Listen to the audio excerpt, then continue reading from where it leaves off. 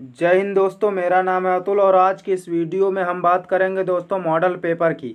जी हाँ दोस्तों, मैं सामाजिक विज्ञान क्लास 10th का मॉडल पेपर लेकर आया हूँ। देखिए 2023 के लिए सत्र 2023 का मॉडल पेपर हमारे पास है दोस्तों। और आदर्श प्रश्न पत्र कक्षा 10 के लिए मॉडल पेपर लेकर आया हूँ। देखिए दोस्तों, सामाजिक विज्ञान का मॉडल पेपर है। और मॉडल पेपर को आपको सॉल्व करने से क्या होता है दोस्तों कि मॉडल पेपर से जो हमारा बोर्ड एग्जाम होता है, एनुअल का एग्जाम, उसमें दोस्तों हमारा 30 से 35 नंबर मिल जाता है। 30 से 35 नंबर मैच करता है। क्या करता है? 30 से 35 नंबर। और पहली चीज़ तो ये हो गई। और दूसरी चीज़ दोस्तों, आपको सॉल्व करने का एक ये अंदाज़ा मिल जाता है कि पेपर कैसा आएगा। एनुअल में पेपर कैसा आएगा ये भी पता हो जाता है। पेपर के बारे में भी आपको पूरा पता हो जाता है, प्रोसेस की पेपर कैसे आएगा। तो इसलिए मॉडल पेपर को सॉल्व करना बहुत ज़रूरी है। आज की इस वीडियो में हम लोग वही देखेंगे कि मॉडल पेपर सॉल्व करेंगे इसको। चलिए दोस्तों आगे बढ़ते हैं, हम लोग देखते हैं। तो देखिए दोस्तों, मॉडल पेपर में अब की बार जो है थोड़ा चेंज किया गया समय। 3 घंटे 15 मिनट का आपके पास समय रहेगा, पूर्णांक 70 का रहेगा। पेपर में कुछ चेंज किया गया है। अब की बार आपके पास पहले जैसा पेपर आता था वैसा नहीं आएगा। अब की बार आपके पास बहुविकल्पी आएगा। बहुविकल्पी अब की बार 20 नंबर का बहुविकल्पी आएगा। 20 नंबर का बहुविकल्पी आएगा। देखिए यहाँ पर देखिए क्या लिखा हुआ है, सभी प्रश्न हल करना अनिवार्य है। क्या है दोस्तों? सभी प्रश्न हल करना अनिवार्य है। यहाँ पर दिया गया है सभी प्रश्न हल करना अनिवार्य है। और प्रश्न पत्र को पढ़ने के लिए 15 मिनट दिया गया है परीक्षार्थी को प्रश्न पत्र पढ़ने के लिए। और देखिए यहाँ पर क्या लिखा हुआ है चौथे में, देखिए चौथे नंबर में और मतलब 20 नंबर 20 अंक के बहुविकल्पी प्रश्न आएंगे, जिनका उत्तर के लिए एक OMR सीट मिलेगी। OMR सीट पे आपको उत्तर भरना होगा। किस पे? OMR सीट पे। और आपको कैसे भरना होगा? काले बाल पेन से आपको सिर्फ उस पर ऐसे काला करना होगा, बस और कुछ नहीं करना है। तो चलिए ज़्यादा कुछ ना देखते हुए हम लोग आगे प्रश्न की ओर बढ़ते हैं। यहाँ पर देखिए 50 नंबर का आपको जो है अंकों वाला मतलब थ्योरी लिखनी होगी आपको 50 नंबर की। उसके बाद 20 नंबर का आपका बहुविकल्पी आएगा। 70 नंबर का आपका पेपर होगा और 30 नंबर आपको स्कूल की तरफ से प्रैक्टिकल के मिलेंगे। तो चलिए देखते हैं हम लोग आगे प्रश्न की ओर चलते हैं। प्रश्न देखिए क्या कह रहा है दोस्तों हमारा। यहाँ पर देखिए आप लोग, यहाँ पर देखिए प्रश्न में प्रश्न नंबर हमारा खंड आ में देखिए क्या है। खंड आ में 20 अंक का ये हमारा बहुविकल्पी आ गया। मैंने बताया था आपको कि 20 अंक का बहुविकल्पी आएगा। बहुविकल्पी 20 अंक का आ गया। ऐसा पहले नहीं हुआ था, अब ऐसा अब की बार ही चेंज किया गया है पैटर्न को। तो देखिए पहला क्वेश्चन हमारा क्या कह रहा है, निम्न में से कौन सा 1815 की वियना संधि से संबंधित है। वियना संधि से संबंधित है, हमें यही चीज़ बताना है। तो देखिए आपके पास ऑप्शन है विस्मार्क, ऑप्शन हमारे पास विस्मार्क, और बा है नेपोलियन। उसके बाद हमारा है ड्यूक मैटरनिक। और अगला ऑप्शन हमारे पास है जूसेपी मेत्सिनी। तो इसका जो करेक्ट आंसर हो जाएगा दोस्तों वो है नेपोलियन। कौन सा? नेपोलियन। ये आपका करेक्ट आंसर हो जाएगा। अगर आप इसको देते हैं तो आपका 1 नंबर फिक्स हो जाता है। कितने नंबर? 1 नंबर फिक्स हो जाता है। चलिए अगला क्वेश्चन की ओर हम लोग बढ़ते हैं। तो अगला क्वेश्चन हमारा देखिए क्या कह रहा है। अगला क्वेश्चन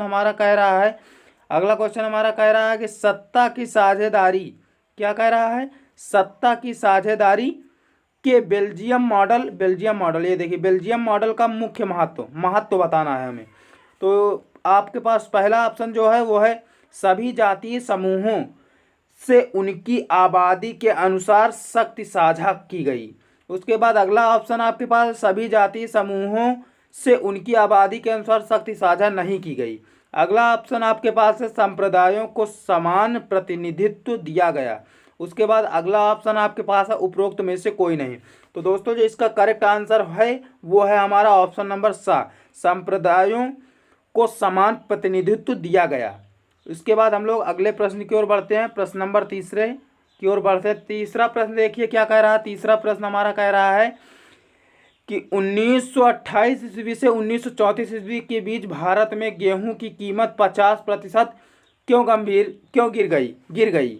तो इसका जो करेक्ट आंसर है देखिए ऑप्शन आप लोग देख लीजिए। ऑप्शन हमारा पहला है बाढ़ के कारण, दूसरा है सूखे के कारण, और तीसरा है महामंदी के कारण, चौथा उपरोक्त में से कोई नहीं। तो जो इसका करेक्ट आंसर हो जाएगा दोस्तों वो है महामंदी के कारण। किसके कारण? महामंदी के कारण। गेहूं की कीमत 50% महामंदी के कारण गिर गई थी। आधे दाम पर गेहूं बिक रहा था उस समय जिस समय महामंदी आई थी। चलिए आगे हम लोग अगला क्वेश्चन की ओर बढ़ते हैं। क्वेश्चन नंबर चार हमारा है ब्रिटेन वुड्स। कौन सा है? ब्रिटेन वुड्स नामक संस्थान निम्नलिखित में से कहाँ स्थित है। तो यही हमें बताना है। तो ऑप्शन हमारा देखिए, ऑप्शन हमारा पहला है अमेरिका, दूसरा यूरोप में, तीसरा है अफ्रीका में और चौथा जो हमारा है वो है इनमें से कोई नहीं। तो जो हमारा करेक्ट आंसर हो जाएगा दोस्तों वो है अमेरिका। कहाँ पे स्थित है? अमेरिका में। इसका करेक्ट आंसर अमेरिका हो जाएगा। चलिए अगले क्वेश्चन की ओर हम लोग बढ़ते हैं। अगला क्वेश्चन हमारा क्या है? निम्नलिखित में से कौन सा लक्षण संघीय राष्ट्रीय से संबंधित नहीं है? देखिए क्वेश्चन आपको थोड़ा आराम से और ध्यान से पढ़ना है। यहाँ पर क्या कह रहा है? संबंधित नहीं। अगर आप लोग यहीं पर पढ़ लेते हैं संबंधित है तो क्वेश्चन आप लोग गलत करके चले आएंगे। तो इसलिए आप लोग क्वेश्चन को अच्छी तरीके से ध्यान से पढ़िए। पहला हमारा है कठोर संविधान, दूसरा शक्तियों का केंद्रीकरण और तीसरा है संघ एवं राज्यों के मध्य शक्तियों का विभाजन, चौथा सर्वोच्च न्यायालय। तो जो इसका करेक्ट आंसर हो जाएगा वो हो जाएगा कठोर संविधान। कौन सा? पहला ऑप्शन आपका करेक्ट है, कठोर संविधान। तो चलिए हम लोग अगले प्रश्न की ओर बढ़ते हैं। अगला प्रश्न हमारा देखिए क्या है? अगला प्रश्न हमारा 6 नंबर है। 6 नंबर प्रश्न हमारा है, 6 नंबर प्रश्न हमारा है निम्नलिखित में से सामाजिक विभाजन, क्या सामाजिक विभाजन का कारण क्या है? कारण पूछ रहा सामाजिक विभाजन का। तो देखिए धर्म है, पहला धर्म है पहला ऑप्शन, दूसरा है भाषा, तीसरा है आ और बा दोनों और चौथा है उपरोक्त में से कोई नहीं। तो जो इसका करेक्ट आंसर हो जाएगा वो है धर्म भी और भाषा भी है। देखिए सामाजिक विभाजन करने के लिए धर्म और भाषा दोनों इसमें है, तो इसलिए हमारा आ और बा दोनों जो है ये करेक्ट आंसर हो जाएगा। देखिए सामाजिक का विभाजन होता है जो धर्म से भी होता है। धर्म कहते हैं ना, तुम हिंदू हो, तुम मुस्लिम हो, तुम ये हो वो, ये सब धर्म के हिसाब से ही विभाजन होता है। मतलब बंटवारा हो जाता है, धर्म के हिसाब से ही होता है। चलिए हम लोग अगले क्वेश्चन की ओर बढ़ते हैं। अगला क्वेश्चन हमारा 7वां क्वेश्चन नंबर क्या है? यदि हम लैंगिक विभाजन की बात करते हैं तो उसका अर्थ होता है, लैंगिक विभाजन की बात करते हैं तो उसका अर्थ क्या होता है, यही पूछा गया है। पहला, समाज में स्त्री और पुरुष की असमान भूमिका, दूसरा स्त्री और पुरुष के मध्य जैविक भिन्नता और तीसरा हमारा है बालक और बालिकाओं की संख्या में असमानता और चौथा उपरोक्त में से कोई नहीं। तो 7वां नंबर जो है समाज में स्त्री और पुरुष की असमानता, यही हमारा करेक्ट आंसर है। समाज में स्त्री और पुरुष की असमान भूमिका, पहला नंबर, ये करेक्ट आंसर हो जाएगा आपका। देख लीजिए दोस्तों आप लोग, और आप लोग अच्छी तरीके से इसको तैयार कर लीजिए ताकि बोर्ड एग्जाम में आपको दिक्कत ना पड़े। अगर आप लोग इसको तैयार कर लेते तो पासिंग मार्क्स तो आपको कोई रोक ही नहीं सकता। अगर ये सिर्फ मॉडल पेपर आप तैयार कर लेते हैं तो इसलिए मॉडल पेपर तैयार करना बहुत ज़रूरी है दोस्तों। मैंने भी एग्जाम दिया है, मुझे पता है मॉडल पेपर से कितना क्वेश्चन फंसता है और हमें तरीका भी पता हो जाता है कि हमारा पेपर पैटर्न कैसा होगा। चलिए हम लोग 8वां नंबर क्वेश्चन देखते हैं। 8वां नंबर क्वेश्चन हमारा कह रहा है राष्ट्रवाद का उदय सर्वप्रथम किस देश से हुआ था? राष्ट्रवाद का जो उदय हुआ था वो सर्वप्रथम किस देश से हुआ था? 8वां नंबर। तो पहला ऑप्शन है आपके पास जर्मनी, दूसरा ऑप्शन है फ्रांस और तीसरा ऑप्शन है इटली और चौथा ऑप्शन है हमारा ब्रिटेन। तो इसका जो करेक्ट आंसर हो जाएगा दोस्तों वो है फ्रांस। कहाँ से हुआ था राष्ट्रवाद का उदय? फ्रांस से। इसको ये काफ़ी इंपॉर्टेंट है, कई बार पूछा गया लगातार बोर्ड एग्जाम में। चलिए हम लोग अगला क्वेश्चन देखते हैं दोस्तों। अगला क्वेश्चन हमारा क्या है? तो अगला क्वेश्चन हमारा क्वेश्चन नंबर 9 है। क्वेश्चन नंबर 9 क्या कह रहा है? क्वेश्चन नंबर 9 हमारा है, क्वेश्चन नंबर 9 हमारा कह रहा है कि यहाँ पर देखिए क्या हो गया, थोड़ा सा कुछ प्रॉब्लम आ गई। चलिए देखते हैं हम लोग क्वेश्चन नंबर 9। तो क्वेश्चन नंबर 9 हमारा है, क्वेश्चन नंबर 9 है ड्यूक मैटरनिख। क्या है? ड्यूक मैटरनिख ने हमारी सामाजिक व्यवस्था का सबसे खतरनाक दुश्मन किसको बताया, किसको माना या बताया, बात वही हुई। तो पहला ऑप्शन है आपके पास रूसो को, दूसरा ऑप्शन है आपके पास विक्टर इमैनुअल और तीसरा ऑप्शन है काल्विन, चौथा ऑप्शन ज्यूसेपे मेत्सिनी। तो इसका जो करेक्ट आंसर हो जाएगा दोस्तों वो है हमारा ज्यूसेपे मेत्सिनी। किसको बताया था ड्यूक मैटरनिख ने? ज्यूसेपे मेत्सिनी को, ये देख ज्यूसेपी मेत्सिनी को। तो ये हमारा करेक्ट आंसर हो जाएगा, इसको आप लोग तैयार कर लीजिए अच्छी तरीके से। अगला क्वेश्चन हमारा है, क्वेश्चन नंबर 10 हमारा है लोकतांत्रिक शासन व्यवस्था अन्य व्यवस्थाओं से अच्छी है क्योंकि यह, बस आपको यही बताना है। पहला ऑप्शन आपके पास नागरिकों में समान बढ़ावा देती है, दूसरा ऑप्शन व्यक्ति की गरिमा को बढ़ावा देती है, तीसरा और बा दोनों और चौथा उपरोक्त में से कोई नहीं। तो इसका जो करेक्ट आंसर हो जाएगा दोस्तों वो है आ और बा दोनों। पहला भी सही है और दूसरा भी सही, इसलिए हम करेंगे सही तीसरे को। तो आप लोग देख लीजिए करेक्ट आंसर हमारा तीसरा है, आ और बा दोनों। तो दोस्तों अगले क्वेश्चन की ओर हम लोग बढ़ते हैं। अगला क्वेश्चन देखिए हमारा क्या है दोस्तों, क्वेश्चन नंबर 11। क्वेश्चन नंबर 11 हमारा कह रहा है कि मृदा किस प्रकार का, मृदा जो होती है मिट्टी जिसे कहते हैं हम लोग, तो मिट्टी के बारे में है अगला क्वेश्चन हमारा। तो मिट्टी है, तो मृदा किस प्रकार का प्राकृतिक संसाधन है? तो वही पूछा गया हमसे कि मृदा किस प्रकार का प्राकृतिक संसाधन है। पहला ऑप्शन आपके पास है नवीकरण योग्य संसाधन, और दूसरा ऑप्शन आपके पास अनवीकरण योग्य संसाधन, तीसरा जैव संसाधन, और चौथा हमारा है संभावी संसाधन। तो दोस्तों इसका जो करेक्ट आंसर हो जाएगा वो है हमारा नवीकरण योग्य संसाधन। कौन सा? नवीकरण योग्य संसाधन। तो अगला क्वेश्चन है हमारा 12 नंबर क्वेश्चन, देखिए क्या कह रहा है। निम्नलिखित में से पंजाब में भूमि संकुचन के मुख्य कारण हैं। तो पहला ऑप्शन है गहन खेती, दूसरा है अधिक सिंचाई, और तीसरा है वनोन्मूलन, और चौथा है अतिपशुचारण। तो 12 नंबर जो हमारा उसका है अधिक सिंचाई। अधिक सिंचाई हमारा करेक्ट आंसर हो जाएगा। कौन सा? अधिक सिंचाई, ये हमारा करेक्ट आंसर हो जाएगा।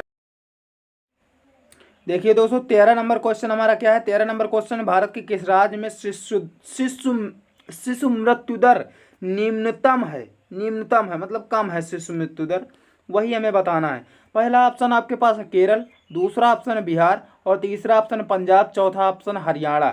तो दोस्तों जो इसका करेक्ट आंसर हो जाएगा हमारा वो है केरल। केरल में शिशु मृत्यु दर क्या है? निम्नतम, कम है। तो अगला क्वेश्चन हम लोग 14 नंबर देखते हैं। 14 नंबर क्वेश्चन, सार्वजनिक एवं निजी क्षेत्र को किस आधार पर वर्गीकृत किया गया है। पहला ऑप्शन आपके पास रोजगार, और दूसरा ऑप्शन आपके पास है आर्थिक क्रिया की प्रकृति, और तीसरा ऑप्शन है आपके पास उद्यम का स्वामित्व, और चौथा ऑप्शन है आपके पास किसी उद्यम में काम कर रहे श्रमिकों की संख्या। तो 4 ऑप्शन आपके पास है दोस्तों, आपको करेक्ट आंसर बताना है। तो आपका करेक्ट आंसर हो जाएगा उद्यम का साहित्य। क्या है दोस्तों? उद्यम का स्वामित्व। क्या लिखा है? स्वामित्व। ये आपका करेक्ट आंसर हो जाएगा। उसके बाद हम लोग बढ़ते हैं अगले क्वेश्चन की ओर। तो अगला क्वेश्चन देखिए दोस्तों हमारा क्या है। अगला क्वेश्चन हमारा 15 नंबर क्वेश्चन हमारा है क्या। 15 नंबर क्वेश्चन हमारा कह रहा है कि भूक्षरण क्या है? भूक्षरण से क्या तात्पर्य है। तो आ नंबर विकल्प है भूमि का अनुपजाऊ होना, और उसके बाद है भूमि का दलदली होना, उसके बाद है हमारा भूमि का उपजाऊ होना, और भूमि का योजनाबद्ध उपयोग होना। तो भूक्षरण मतलब भू का विनाश, एक तरह भूमि का विनाश, यही चीज हुआ भूक्षरण का मतलब अनउपजाऊ होना। इसका जो करेक्ट आंसर हो जाएगा हमारा अनउपजाऊ होना। 15 नंबर है भूमि का अनउपजाऊ होना। कुछ ऑप्शन आप लोग ऐसे अंदाज से देख लीजिए, अपने ही आपको कुछ ऐसे ही पता होना चाहिए, बिना पढ़े, तभी आप सामाजिक विज्ञान का पेपर अच्छी तरीके से कर पाएंगे, और अन्यथा कर नहीं पाएंगे। देखिए हमारा 16 नंबर प्रश्न क्या है दोस्तों। गोंडवाना कोयला का जमाव किस क्षेत्र में नहीं पाया गया। यहाँ पर आप लोग अच्छी तरीके से क्वेश्चन पढ़ना, यहाँ पर नहीं दिया गया है, ठीक है। आप लोग देख लेना, अच्छी तरीके से क्वेश्चन पढ़ना। पहला ऑप्शन हमारा दामोदर घाटी, दूसरा है महामंदी, और तीसरा ऑप्शन हमारा सोन घाटी, चौथा ऑप्शन हमारा चंबल घाटी। तो दोस्तों जो इसका करेक्ट आंसर हो जाएगा वो है चंबल घाटी। चलिए हम लोग अगले प्रश्न की ओर बढ़ते हैं। अगला प्रश्न हमारा क्या कह रहा है। तो अगला प्रश्न हमारा कह रहा है भूमिहीन, क्या है हमारा? भूमिहीन ग्रामीण। अगला प्रश्न हमारा है भूमिहीन ग्रामीण मजदूरों के लिए सबसे अधिक उपयुक्त विकास का लक्ष्य कौन सा है। तो इसका जो पहला ऑप्शन हमारा उपज का ज़्यादा समर्थन, ये तो होगा नहीं, क्योंकि भूमिहीन किसानों के लिए है ना। तो भूमिहीन जो है उनको उपज ज्यादा हो या कम, उनसे क्या मतलब, जिनके पास भूमि ही नहीं, ज़मीन ही नहीं है, वह अपने बच्चों को विदेश में बसा सके। ये भी नहीं, क्योंकि उनके पास जब पैसा नहीं होगा तो वो अपने बच्चों को विदेश नहीं भेज पाएंगे। अधिक मजदूरी, और उसके बाद उपरोक्त में से कोई नहीं। तो जो हमारा करेक्ट आंसर हो जाएगा अधिक मजदूरी, क्योंकि जो भूमिहीन लोग होते हैं वो मजदूरी करके खाते हैं, और वो अधिक मजदूरी की उनकी मांग होती है कि मजदूरी बढ़ा दी जाए, अधिक उनको अधिक काम दिया जाए और अधिक मजदूरी दी जाए। तो बस यही होता है। अगला क्वेश्चन जो हमारा है, निम्नलिखित में से कौन सा व्यापार में अवरोधकों का लक्षण नहीं है। यहाँ पर भी पूछा गया है कि लक्षण नहीं है, क्या लक्षण नहीं है। पहला आपके पास है ऑप्शन सरकार विदेश व्यापार को नियमित करने के लिए व्यापार अवरोधकों का प्रयोग कर सकती है। उसके बाद हमारा देखिए दोस्तों ये वाला जो ऑप्शन है, उसके बाद हमारा इसके बाद ऑप्शन नंबर है हमारा बा है सरकार का निर्णय ले सकती है, सरकार यह निर्णय ले सकती है कि देश में किस प्रकार की वस्तुएं कितनी मात्रा में आयोजित होनी चाहिए। उसके बाद हमारा है सा नंबर, क्या है सा नंबर हमारा, विश्व व्यापार संगठन व्यापार अवरोधकों को बढ़ावा देता है। विश्व व्यापार संगठन अवरोधकों को बढ़ावा देता है, यही हमारा करेक्ट आंसर हो जाएगा।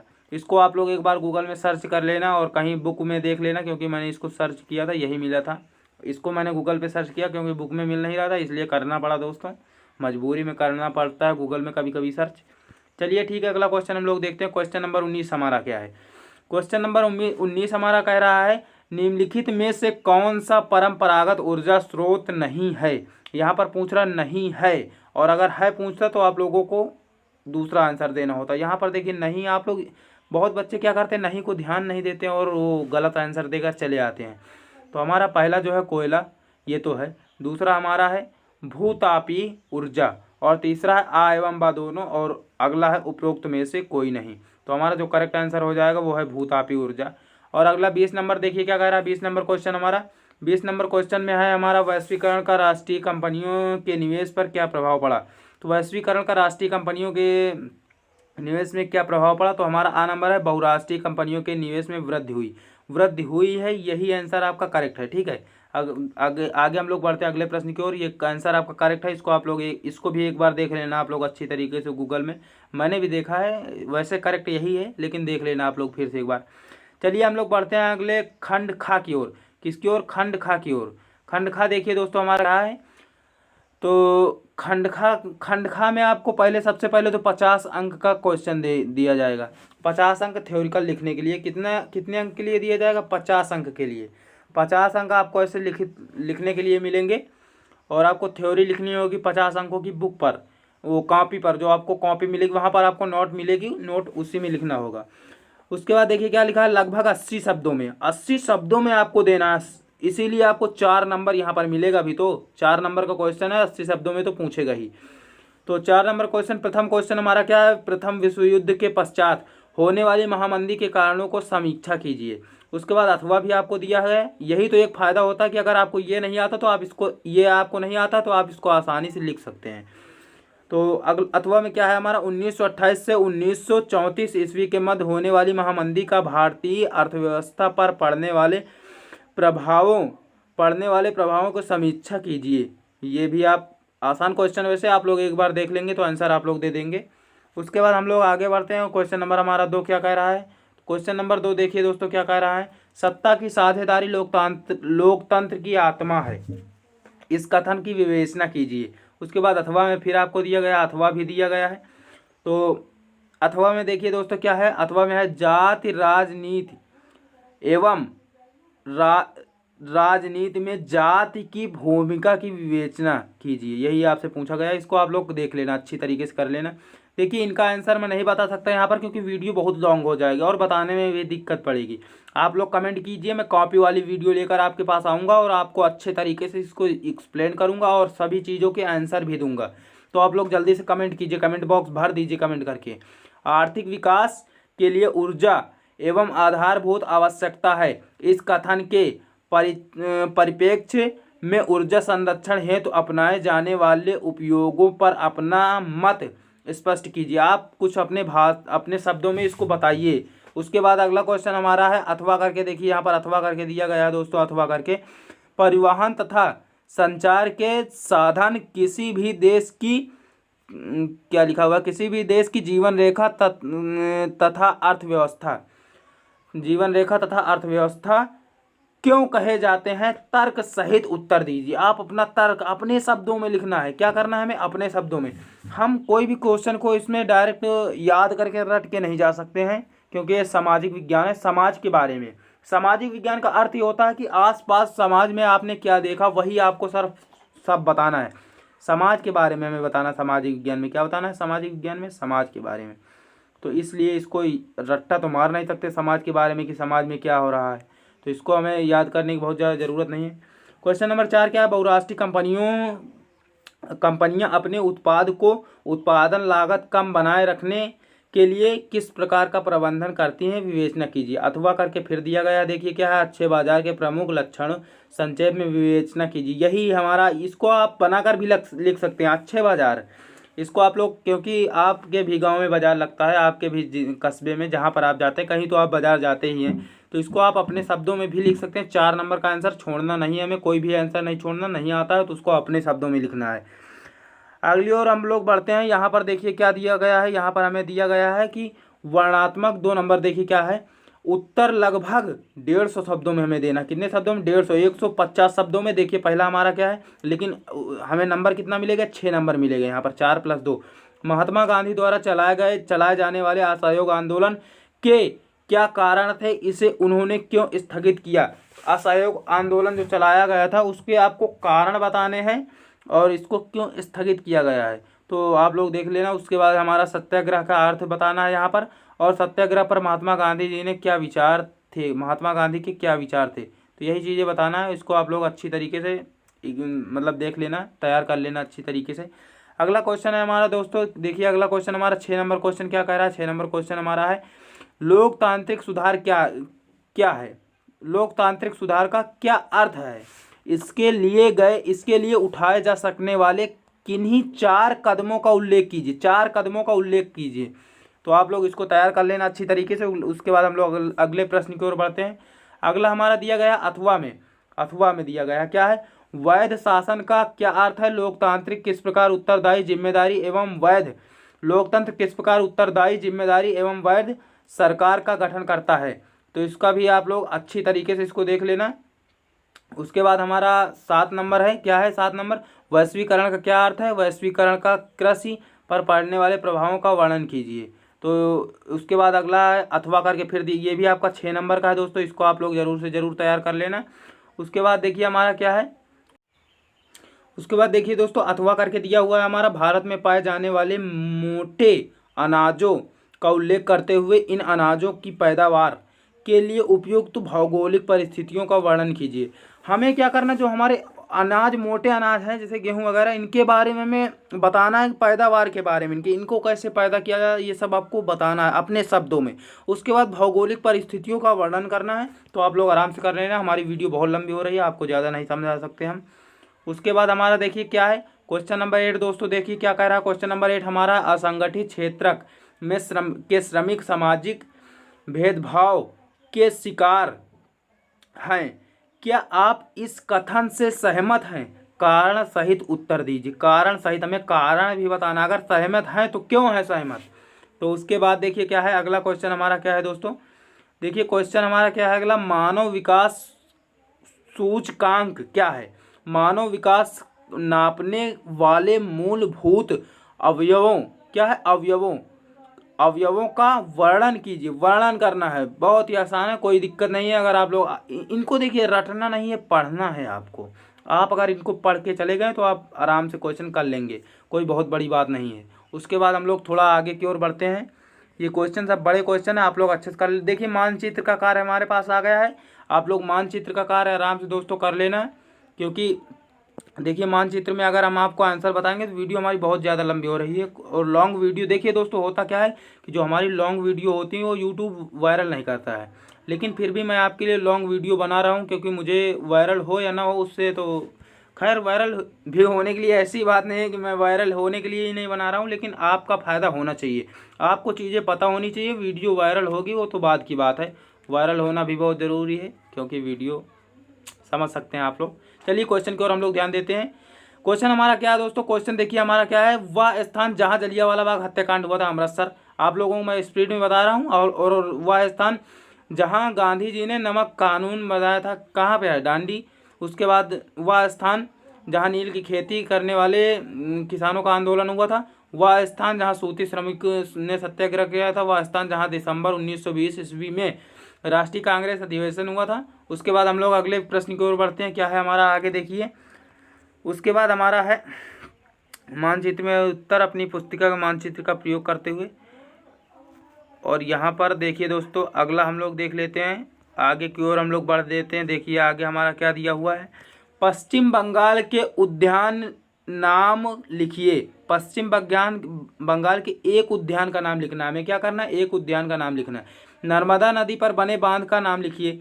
उत्तर भारत की एक नदी का नाम लिखिए। उसके बाद झारखंड प्रांत की एक कोयला खान का नाम लिखिए। भारत के पूर्वी तट पर स्थित एक उत्तम क्या है, पत्तन का नाम लिखिए। उसके बाद आप लोगों से रिक्वेस्ट है दोस्तों, वीडियो को शेयर कीजिए। चलिए कोई बात नहीं, जय हिंद दोस्तों। फिर मिलेंगे किसी ऐसी वीडियो के साथ, और आप लोग तब तक वीडियो को देखते रहिए। अब की दोस्तों मैं सोच रहा हूँ मैथ की वीडियो लेकर आऊँ, क्योंकि हमारे पास बहुत ज़्यादा कमेंट आ रहे थे कि भाई मैथ की वीडियो एक बना दीजिए। मैथ की वीडियो मैं आपको सॉल्यूशन के साथ दूंगा। जी हाँ, मैं बहुत ही जल्द ले आता मैथ की वीडियो। लेकिन होता क्या है दोस्तों कि लिखने के लिए अभी चीज़ें अवेलेबल नहीं, अभी तक मेरे पास पेन भी नहीं था। अभी मैंने कल ये 100 रुपये का पेन लिया था स्क्रीन पर लिखने वाला, और देख लीजिए आप लोग, ये हमारा पेन है 100 रुपये का मिला था। इसको मैंने ख़रीदा है जाकर स्क्रीन पर लिखने वाला। तो अब हमारे पास आ चुका है। अब मैं आपको मैथ की वीडियो कल प्रोवाइड करूंगा, अच्छी वीडियो बनाऊंगा बिल्कुल सॉल्यूशन के साथ दोस्तों, आपको दिक्कत नहीं पड़ेगी। तब तक के लिए जय हिंद दोस्तों, फिर मिलेंगे किसी ऐसी वीडियो के साथ।